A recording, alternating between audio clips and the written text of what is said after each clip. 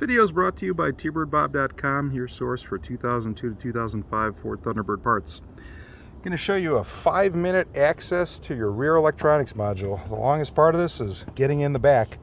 As you can see, my able-bodied assistant in there is pulling the snaps off the back of the skirt. Requires no tools, they're just snapped on.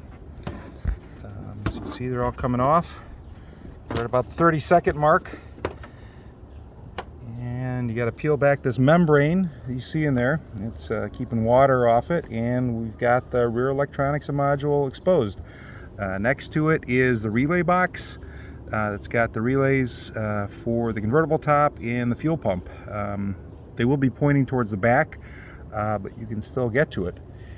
And I think we actually beat my my 2 minutes. Looks like it took less than 50 seconds to get at the rear electronics module. You know, you just have to unplug it. You got the 4 star bolts, and you can get it out.